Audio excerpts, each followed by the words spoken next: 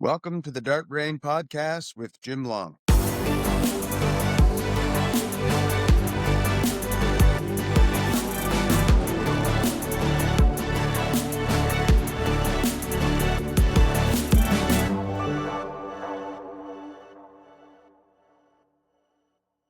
Hey there, dart nerds, double mechanics, and tungsten tacticians. Welcome back to DartBrain, the podcast where missing double one can crush your soul, but building confidence can rebuild it one dart at a time.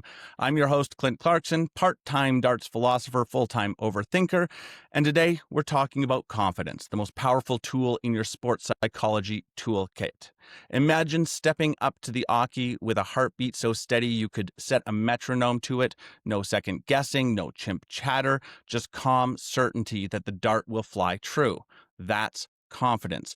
Not swagger, not bravado, real confidence. And in the world of darts, it might be the sharpest weapon you can carry. Today, we're joined by a man who knows that weapon well, Canadian Tour card holder Jim the Gentleman Long.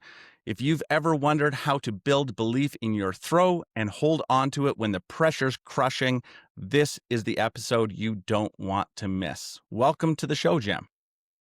Thanks, Clint. Thanks. I'm glad to be here. Let's talk a little bit about your darting history first to kick things off. How did you get into darts? Was there a moment that you knew that this was your sport? It's funny. I've told the story many times, but I used to play billiards, pool, and I went down to our local tavern, the Wardsville Hotel, to play some pool one night, and nobody was playing pool, and everybody was at the back, and I didn't even realize we had dartboards in the bar back there, and so like they needed one more guy to play blind draw, so they just pulled the names out of the hat, and I played darts that night and never played pool again, and just fell in love with the game right away. I started going to tournaments right away with a friend of mine. Most people listening probably won't understand this, but we used to have to go to a Legion and look at their bulletin board to find flyers for dart tournaments, because there was no social media. And you'd have to hear it from people or make a phone call or whatever. And so, I was hooked right away, and yeah, I've been playing since I was 18 years old. So long time. So you've been playing 40 years, just about. Okay. 39. I'm 57. 39 years. Okay. Yeah. So in that time, what's been the highlight so far? You've won a national championship. You've won a Canadian Open. You've qualified for PDC Tour. You've done well on the CDC. What's been the thing that still gives you goosebumps? It's funny. I don't overplay anything. I don't get too high about winning anything. I know I was asked at Modus, what would it mean if you won this week? I'd be like, well, it's just a game of darts, but, I think my biggest accomplishment is getting on the PDC Tour. Winning the Legion singles was always very hard. It was one leg of 501 double in, double out, three different zones in Ontario just to make it to all of Canada, and then having to win there. That was special. But honestly, yeah, the game against Michael Smith obviously was fantastic. It was exciting. Playing with Dawson Merschel in Germany was an absolute highlight. Sitting in those rooms with those guys and us upsetting Australia. Just Alexander Palace. There's loads of great memories for sure. Right. How great is it to see Dawson throwing again, playing with Jeff over at the Modus pairs? Yeah, like he never left. He played fantastic. So yeah, that's just great. as good as he ever was, right? Yeah, and composure, and I think his scoring was fantastic, and he had some amazing finishes. I watched quite a lot of it. Yeah, they did great over the Canadian boys. I thought they were going to get it done. Well, it was shocking. They're down 3-0, I think, the match before, and win 4-3, and then they go up 3-0 and then lose 4-3. It's just crazy. Yeah, darts. right. Yeah. All right. What's one thing about your darts journey that people don't know? Boy, I don't know, maybe that I really had no intention of getting my tour card, I guess. Yeah. Um, yeah, I really just planned on going and playing the Challenge Tour and playing Modus Super Series, for the next year. But no, I've done a few of these, so I don't know if there's anything I haven't told everybody. All right. Who has been or what has been your biggest influence since you started playing the game and taking it more seriously? Well, I think, it's funny. Years and years ago, playing a local tournament, I was playing a legend of the game, Dave Green. And he was the first player ever to hit back-to-back 170 finishes, in a tournament. And that was even, I think it was anywhere. Um, I played him the next round. It's double in, double out tournament, and I beat him. And then I went to the finals and I lost. And he came over afterwards and patted me on the back and just said, don't feel too bad. There's 199 other guys who wish they were in your shoes, getting second. Um, and I think things like that, I've just realized, not to take things too serious. You know what I mean?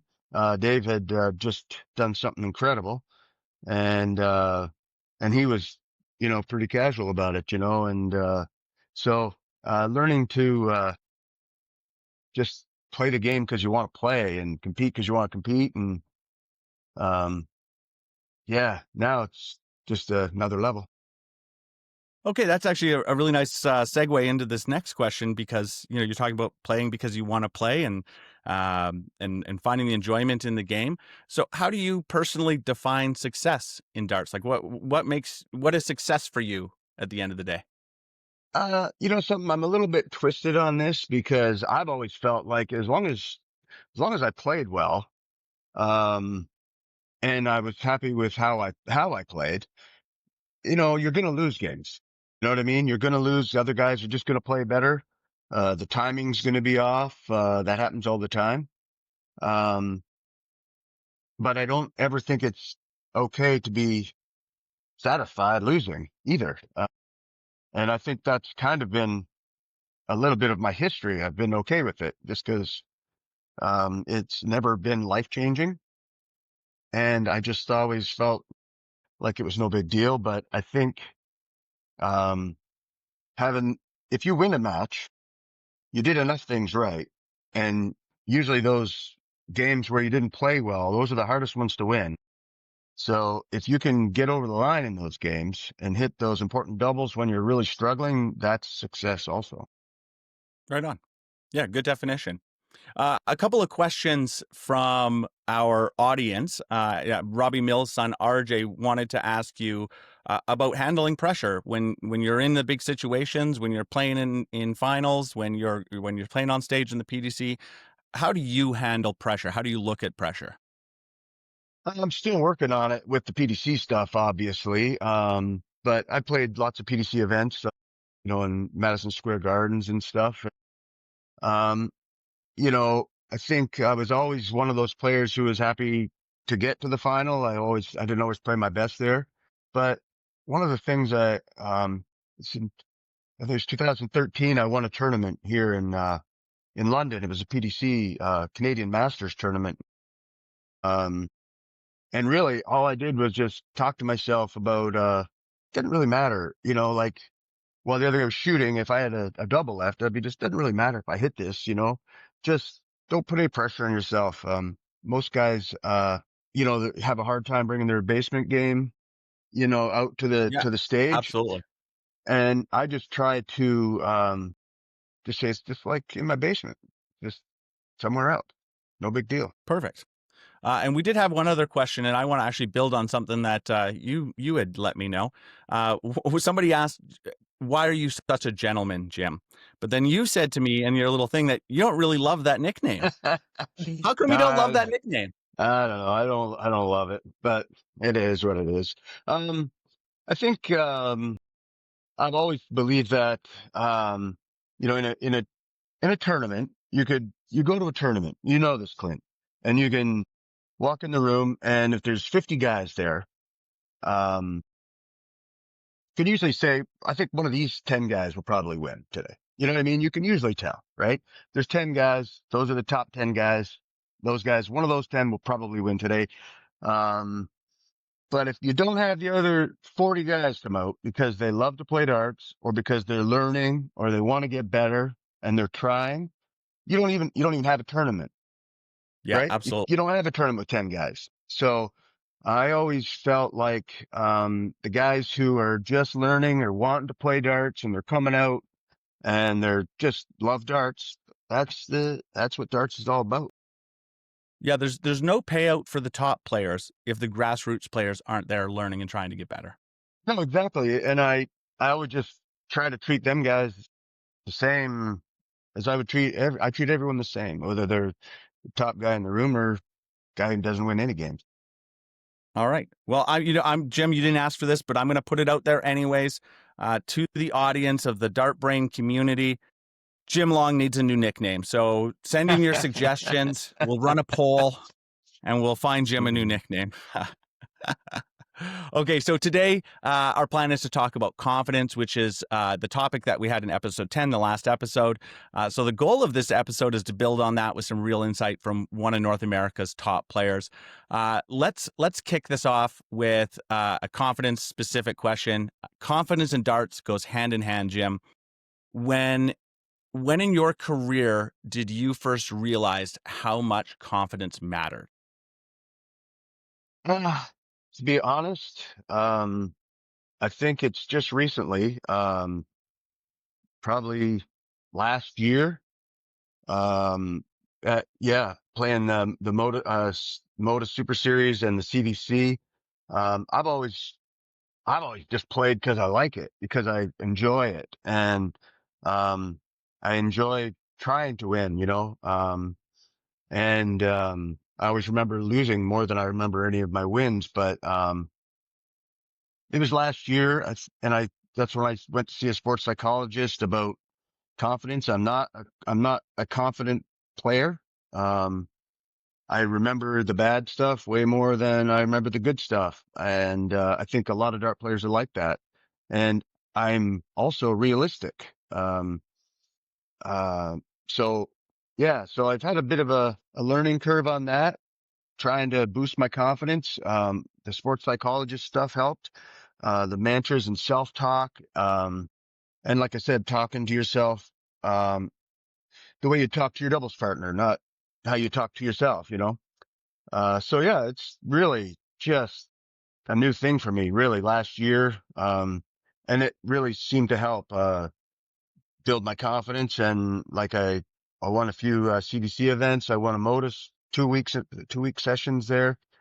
And then went and got my tour card. So yeah, so now it's another level of working on my confidence. So Yeah, fair enough. I think a lot of people are going to be surprised to hear that's something that only in the last years, because you've played well for a lot of years, and it seems like now this transition, jumping up to that higher level, is the thing where you realize, yeah, I need to use this more as a weapon, if you will. Is that fair to say it like that?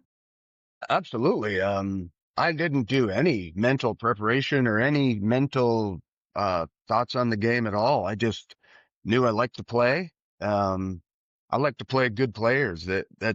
I find that's thrilling. It's, fun to play and challenge myself. Um, and like I didn't think about whether I was confident or not. I just was able to clear my mind and just play. And Is there a moment that you can think of where you lost your confidence, and had to fight to get it back, even recently since you've been over playing PDC Tour? Have you had that moment where you recognize, wow, my confidence is low and I need to do something to bring this back up, or was that the impetus to go see the sports psychologist in the first place? yeah, the sports psychologist was about, I knew that my floor game was, not the best. I would sit around at tournaments and laughing and joking around, and then somebody'd have to tap me on the shoulder. You're up in 5 minutes kind of thing, and, wasn't preparing properly. You go to a big tournament, and it's like in Canada, these tournaments run for hours and hours. Yeah. And so that's really why I did it. I wanted my floor game to be better. I'd play okay on a stage, I'd go to a stage play and, you're preparing for one game and it was simple. Preparing for, a full day of being mentally sharp. I needed help with that. But man, like there's innumerable count of examples I could give you on when I've lost my confidence and been, shaky or doubting myself or whatever. I think, yeah, I think that's a hard battle, for most players, there's very few that are like almost delusionally confident, that don't let things, that they don't remember the bad stuff. They'll tell you how good they played when it's maybe not even true. You know what I mean? I think those guys have a bit of an advantage. They don't see the whole picture, and that's tough, I think, for somebody like me. Yeah, definitely. I think I'm similar to you, Jim, the way that you describe it, where uh, I'm not so much thinking about confidence all the time, but I feel it sometimes. And then you play people where it just seems like they're completely unfazed by anything that happens. And if you're getting phased, that almost becomes distracting, right? Like, why am I bothered and they're not? Yeah, it's a bit of a funny thing, and I think it's no different than some people get really nervous, and some people don't get nervous at all. They just can just play, and everyone's built differently, and that's the truth. We're all wired different, um, but those guys have that extra little bit of an advantage, I think. Yeah, and I think that's an important point that you just made from a sports psychology perspective is that you have to recognize that you are different than everybody else, and you have to figure out your systems. Even talking with Danny Labby yesterday, when I asked him the question about emotion, you said it really doesn't. I try to stay even keeled. I don't get overly excited. I don't do big cheers. Where Danny talks about he's fiery. He wants to be fired up. He wants somebody to throw big shots against him so that he can really get that edge. And that's two totally different perspectives on something that's the same. I mean, technically the same, but you're both using it differently. And I think that's a really good insight that everybody needs to keep in mind is you have to find out what works for you. It's not just, I'm going to be like Jim Long or I'm going to be like Danny Lauby. There's probably bits and pieces that you can pick up from either of you. Yeah, Uh, yeah, exactly. what do you do in practice to build confidence? Or is that something that you think about? Like, is there anything you do to build confidence in practice that helps you carry it onto the stage? Yeah. I I don't know about carrying it onto the stage, but I think carrying it onto every game you play is, I think you build confidence at practice. During your practice, I don't think it should be overly challenging. I don't think it should be hurting your confidence. If you're failing, I know, a lot of the dialogue goes back and forth about making practice, putting some stakes in practice and maybe losing, but man, if you're losing at your practice, and how are you feeling confident wise when you head to the bar? You know what I mean? And done, I always feel like, like the basics, you start at 10, you go up by 10, down by one, you got three darts, build some practice on your doubles. And as you get better at them, you just feel better about it. I know for me, when my double 20's working good, that's usually when I'm winning stuff because it affects the rest of my whole game. So I'll spend days taking out everything from 40, uh, to 80, you know what I mean? And even if I have like 62 left, I'll go single 11, double 20, trying to build that confidence, on the third dart on the double 20. Um, and just as practice, just to change things up a little bit and do things a little bit different. But I always try to go to my event and, um, not feel not let the moment get to me. I try to just say, I, I can do this all the time at home in the basement. Just relax and just shoot it. Stay clear. Yeah, right on. Yeah, I think that it's definitely something we talked about in the last episode. The idea that confidence, a lot of your confidence comes from preparation. Sure, your results are going to impact your confidence, but your preparation, knowing that you're ready, is just such a huge part of it. And once you get under pressure, or you're starting to feel that the heartbeat a little bit harder, just having that to lean on to go, yeah, I've put in the work, I can make this shot, and feeling that self efficacy, that belief in yourself. Yeah. Put in the time and you know, usually things happen as long as you're putting it in right. I know a lot of guys who all they just want to do is play 501, and that never changes anything. No, and in fact, actually, and I like what you're saying about practice too. Is you actually taught me a game in Nashville. I just call it triple to double, where you have to hit a big triple before you're allowed to hit the double, and you play around the world on the doubles. Uh, for me, the thing that's built my confidence in is transition shots. You know, like the 78s, the 62s, the 84s. I mean, those are the shots that win you matches when you don't need to go up with 3 darts at 40 or 3 darts at 24. But when you knock down one of those numbers, that's been really helpful for me in building my confidence of making those types of shots. So I think that's something you have to build into practice is the types of shots you're going to make into games. You don't have to make practice extremely hard, but it should represent at least something that you're going to be doing in the game because you don't just throw out the triple 20 all day long. It's about half the game you throw out the triple 20 and then the rest of it you're setting up or you're playing for the double. You know, that game, it came, my first time I saw it was Raymond Smith from Australia. And I'll play that game and I will, my first 3 darts, my first turn will be at the 20. And if I get the triple, I go to the 1, right? And then the next 3 darts will be at the 19, and then the 18, and then the 17. So that I'm like not even just using the triple 20. I'll use everything down to the triple 17 as my cover shot. And Okay. so first 2 darts are at the triple 17. Now if I get the triple, I have double 3.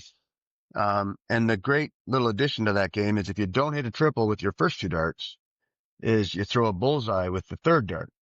And if you hit the bullseye, with your third dart, you get all 3 darts at the next double, which there's no wasted darts in that routine. If you don't hit a triple, you got 1 dart for the bullseye. If you get the bullseye, now it replicates the feeling of I got 3 in hand. I mean, usually when you're playing this game, you'd like to go, 4, 5, and 6. And now you're on 7. So you're not having to get so many triples to doubles because it's not easy. But, I think that is one of the very best practices. That one, as well as, 2 darts in every double, in I out do of that one 3. too. I just find that it helps my grouping almost more than my doubles. My grouping is better when it comes to scoring. Um, but yeah, it's a great game. Let's talk about right now. This next question was more generic, but I'd like to frame it up in the world that you're in right now. Is you've mentioned that you haven't seen the results that you'd like to see so far on the PDC tour. What are you doing right now to try and make sure that your confidence stays strong and that you are performing better as you continue to go on with your PDC tournaments? Again, if I play well enough, I'm okay losing.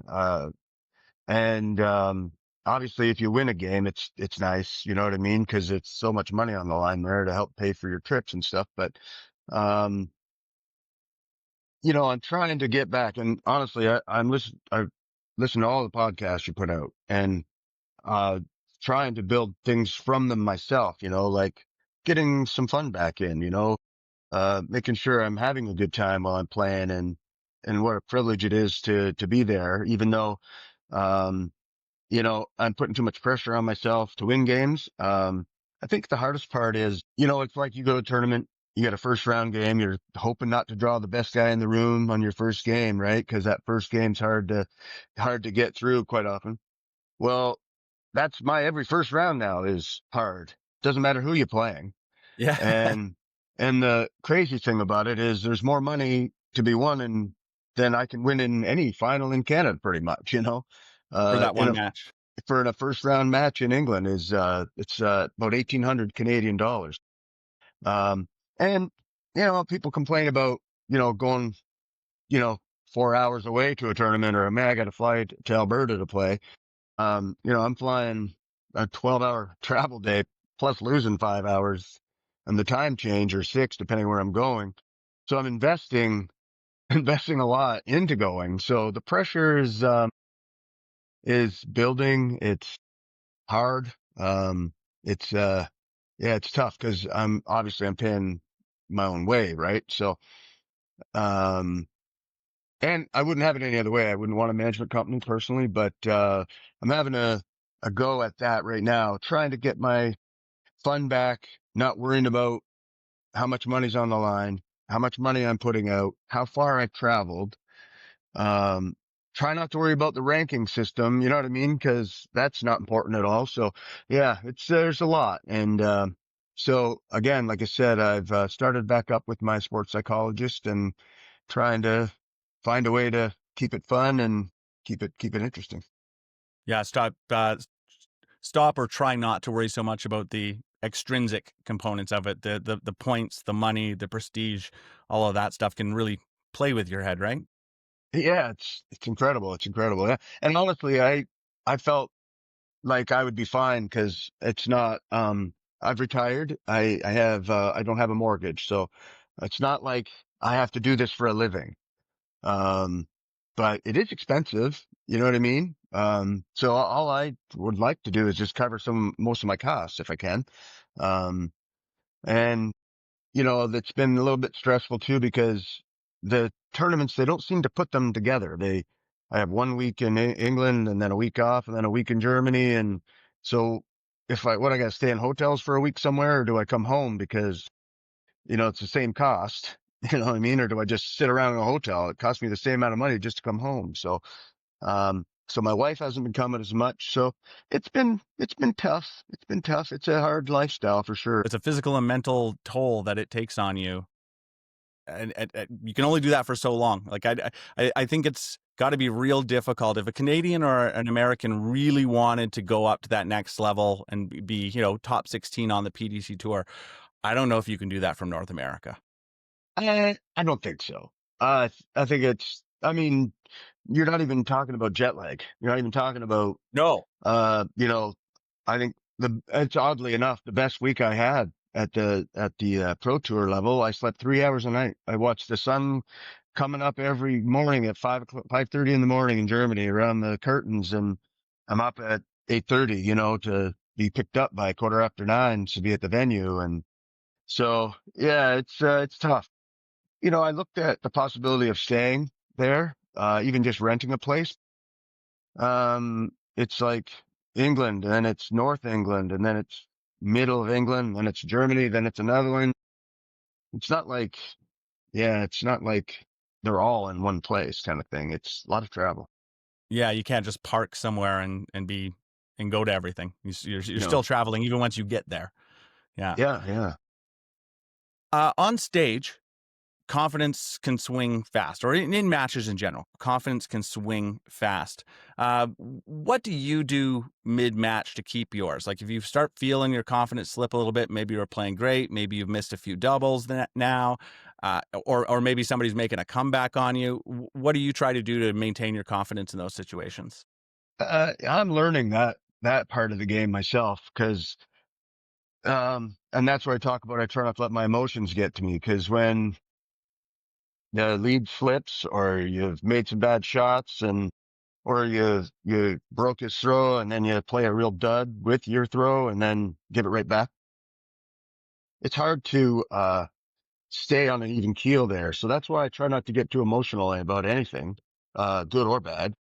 And, yeah, it's hard to get back to clearing your mind. Like I said, I don't like to do too much self-talk while I'm up there, just because then I get almost concentrating on self-talk instead of playing. Right. Yeah. Um, so I try to just keep it simple as I can and quiet, in my mind as much as I can uh, and try to not worry so much about the result, cause you can play amazing and still lose, very easily. So, I just try to just play my best and try to just not worry about the result.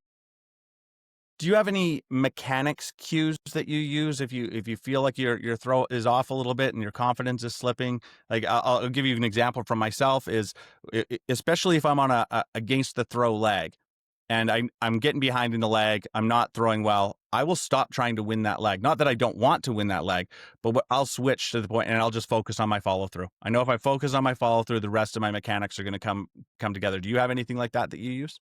Yeah, if I get into that spot where I'm feeling a little, flat or whatever, uh, Wayne Mardell had a video where he called it, oh gosh, I was just going to say, I can't remember the name of it, but anyways, yeah, where you just hold that fall through just for an extra second, um, and just visual, visual something. Anyway, um, but for me, yeah, I just try to stay loose because when the pressure builds, quite often you start to get a little tight. And so I just try to talk to myself. Um, I did a, sports psychology program and she called it, feel right focus, where you just feel how you would feel when you're at your best. And then your focus is on that in a side vague feeling. And then just, uh, you know, then you're not trying so hard on the triples. Just to, visual confirmation. That's what it was. Visual confirmation. Gotcha. Visual Yeah. confirmation where your hands out. Okay. Visual confirmation. Um, anyways, yeah, I just try to feel relaxed and loose. That's the biggest thing for me. It's interesting that you talk about feel because sports psychology books actually talk about this a fair bit, particularly in precision sports. Golf certainly comes to mind. Archery comes to mind.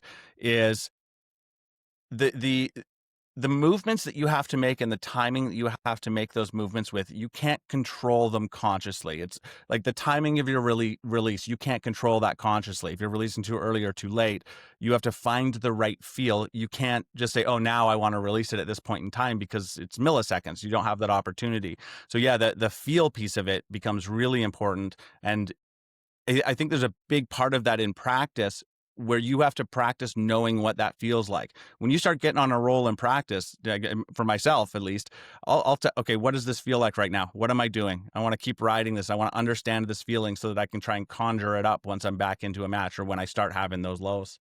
Definitely not what I'm doing, but how am I feeling? Yeah. That's it. You don't want to think about what you're doing because that'll just mess you up. You just want to think about how does this feel? Just how that feels and then repeat that feeling. Yeah. And that's, the focus you get instead of focusing on winning a match or losing a match or whether or not you're even playing well. I find those are terrible distractions. Um, so I just try to feel that feeling and feel loose and that's it. Excellent. So, for yourself personally, do you think that confidence is more about believing in yourself or silencing self doubt? I think it's the first. If you believe in yourself, I think the self-doubt will go. I struggle, like I said, with that, but, I think that it is, the first thing there. If you can believe in yourself, I think that, um, you will silence the self criticism and the self-doubt, I think it's understanding, Yeah.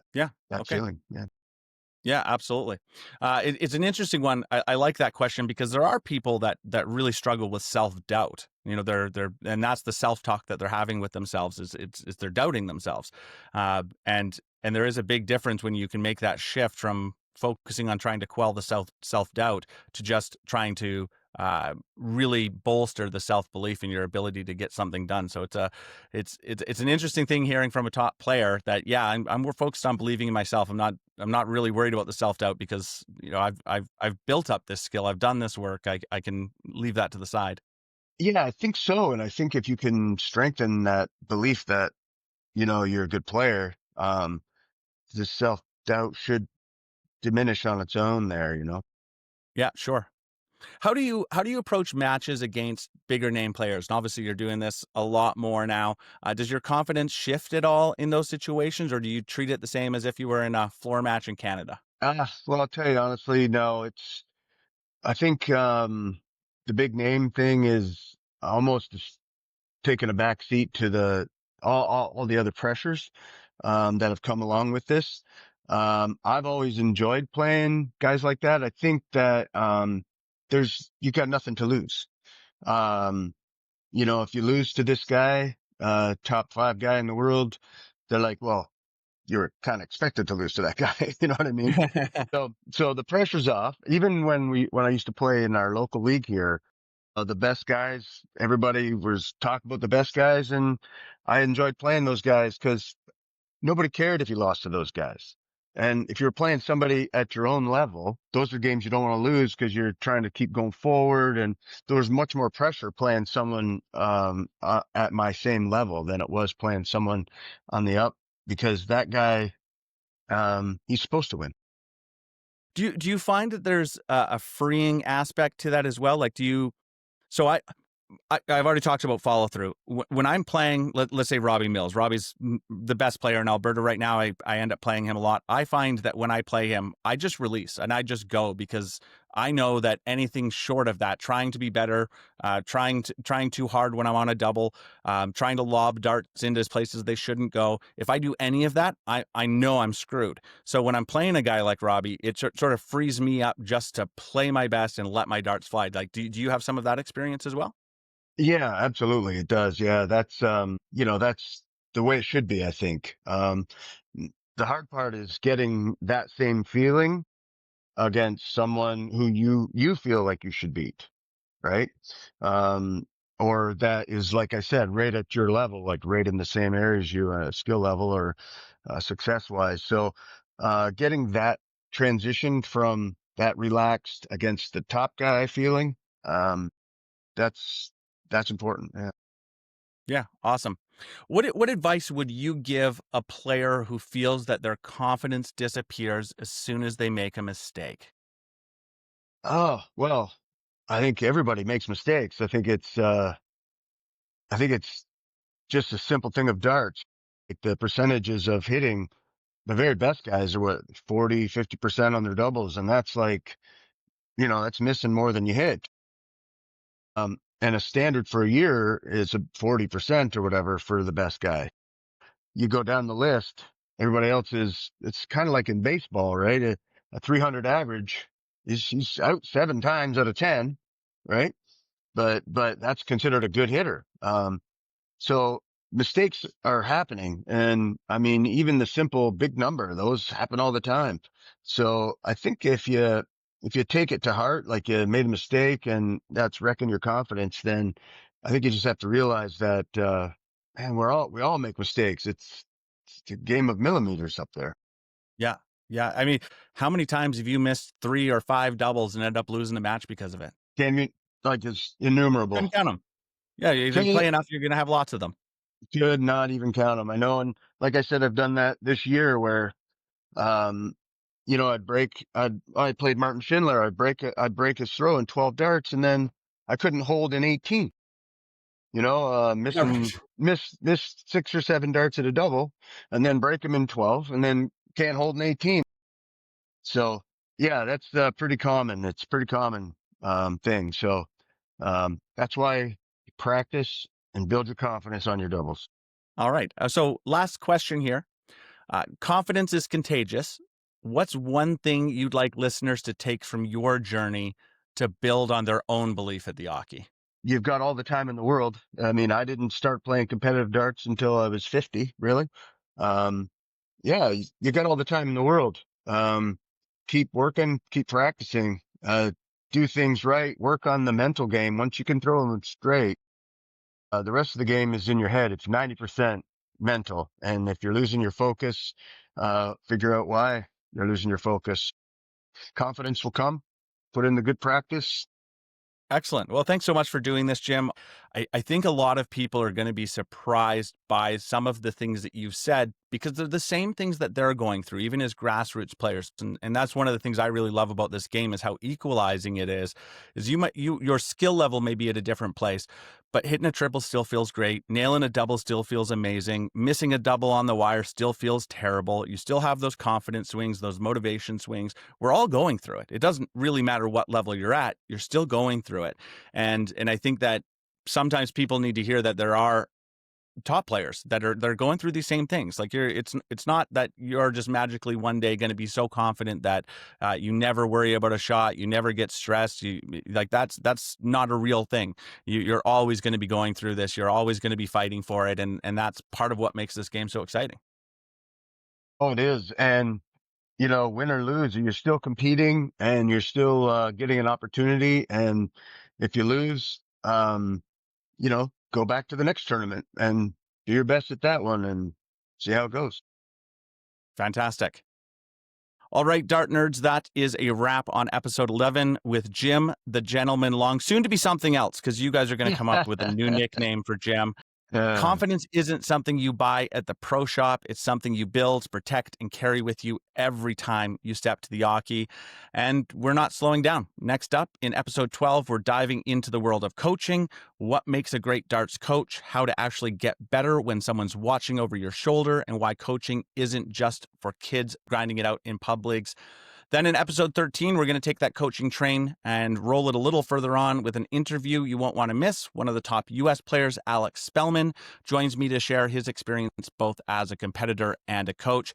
Expect some big insights, a few good laughs, and maybe a secret or two about how Americans are upping their game. So until then, take a breath, trust your throw, and for the love of tungsten, don't let the monkey drive the bus. This has been DartBrain. I'm Clint Clarkson. Until next time, stay focused, throw with purpose, and train your dart brain.